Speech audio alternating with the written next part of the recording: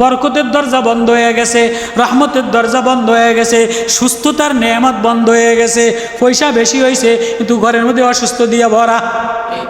পয়সা কামাই করনেওয়ালা বেশি হয়েছে, বরকত নাই, অসুখ দিয়া ভরা। বউর অসুখ, মায়ার অসুখ, পোলার অসুখ। আগে এত অসুখ ছিল না, এখন পয়সা বেশি, বিল্ডিং বেশি, এসি বেশি, খানকা বেশি, কিন্তু রোগ দিয়া ভরা, মুসিবত দিয়া ভরা। আর যদি সকালে তেলাওয়াত হইতো, সকালে জিকির হইতো, সকালে চোখের পানি পড়তো, সন্ধ্যায় চোখের পানি পড়তো। আল্লাহ কয় চোখের পানির দ্বারা, জিকিরের দ্বারা আমি ভিতরটারে সুস্থ বানিয়ে দেই, ঘরটারে সুস্থ বানিয়ে দেই, সমাজটারে সুস্থ বানিয়ে দেই। আগে হই হুল্লা হইতো মহল্লায়, সাপ্তাহিক হালকার কারণে, সাপ্তাহিক গাছের কারণে পুরা মহল্লার থেকে যত দুশ্মনী, যত আদাওয়াতি, যত বাগাওয়াতি আসতো সব নষ্ট হয়ে যেত।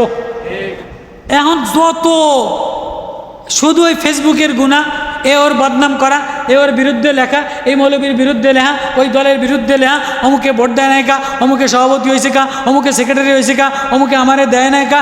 এ সারা না জিকিরে মজা আছে, না তেলাওয়াতে মজা আছে, না রোনাজারি আছে, না কান্নাকাটি আছে। হায় হইল কি?